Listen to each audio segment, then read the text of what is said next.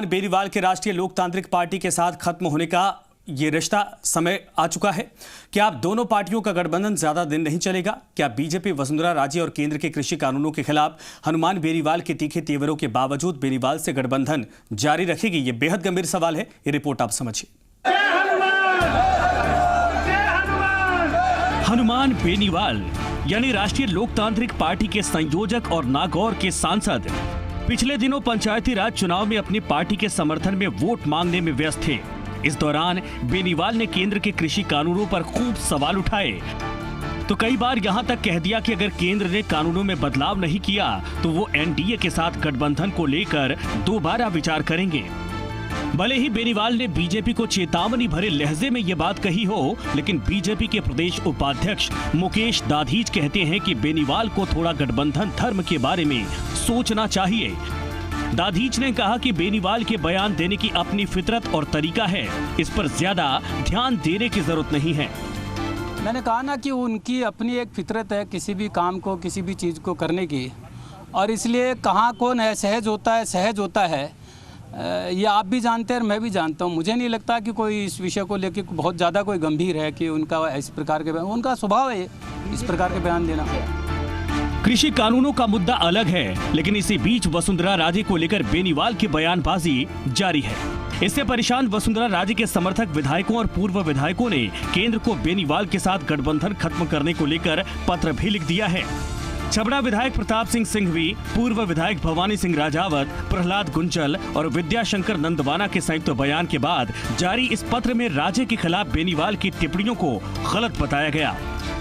RLP के सांसद श्री हनुमान जी बेनीवाल अनर्गल बयान देते रहते हैं। कभी किसान बिल का समर्थन करते हैं, कभी इसका विरोध करते हैं। पंचायत राज अलग से चुनाव, पंचायतों के चुनाव भारतीय जनता पार्टी से अलग होकर लड़ रहे हैं। मैं समझता हूँ ये गठबंधन धर्म के खिलाफ है। इधर वसुंधरा राजे पर बेनीवाल के बयानों को लेकर बीजेपी के पूर्व प्रदेश अध्यक्ष अरुण चतुर्वेदी कहते हैं कि उन्होंने पहले भी कहा था कि किसी भी व्यक्ति को बीजेपी के किसी भी कार्यकर्ता पर बेवजह टिप्पणी करने की जरूरत नहीं है। चतुर्वेदी ने कहा कि वसुंधरा राजे राष्ट्रीय उपाध्यक्ष हैं, उन पर टिप्पणियों को लेकर बीजेपी के वरिष्ठ नेताओं की तरफ से पहले भी आरएलपी नेता हनुमान बेनीवाल को संयमित रहने के लिए कहा जा चुका है। ये जो पत्र उजागर हुआ है उसके बाद हनुमान बेनीवाल ने भी कहा है कि इन सब बातों को छोड़ करके बीजेपी अगर सक्रिय विपक्ष की भूमिका निभाए, सरकार के खिलाफ मुद्दे उठाए तो ज़्यादा बेहतर रहेगा। क्या बीजेपी मुद्दे सही तरीके से नहीं उठा पा रही? बाकी मैं तो आश्वस्त हूँ। भारतीय जनता पार्टी ने कोरोना के समय, कोरोना के बाहर बिजली की कीमत का विषय होगा, उस विषय को सड़कों पर उठाने की बात की। राजस्थान में भ्रष्टाचार जो मंत्री के ऊपर लगे थे आरोप, उस समय भी भारतीय जनता पार्टी के कार्यकर्ता सड़कों पर उतर करके उसको उजागर करने का काम कर रहे थे।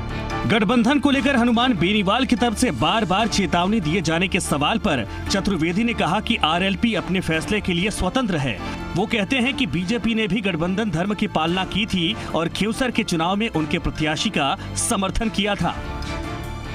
वसुंधरा खेमे के विधायकों ने जो एक प्रेस वार्ता की और पत्र जारी किया, राष्ट्रीय लोकतांत्रिक पार्टी को तरस आता है ऐसे विधायकों पे जो खुद के दम पे कभी 5000 की भीड़ इकट्ठी नहीं कर सकते।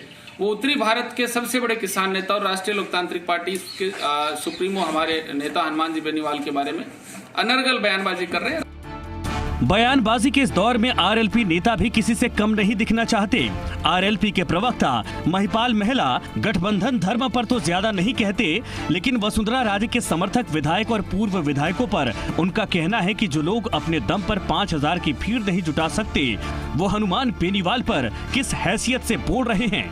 बहरहाल हनुमान बेनीवाल बीजेपी के नेताओं और केंद्र के कृषि कानूनों के खिलाफ लगातार अपने शब्द बाण चला रहे हैं। बेनीवाल के तेवरों और उस पर हाड़ौती के नेताओं की केंद्र को चिट्ठी के बाद अब बीजेपी में सवाल उठने लगे हैं कि क्या बेनीवाल और उनकी पार्टी राजस्थान में बीजेपी के लिए गले की हड्डी बन गई है। शशि मोहन शर्मा, जी मीडिया, जयपुर।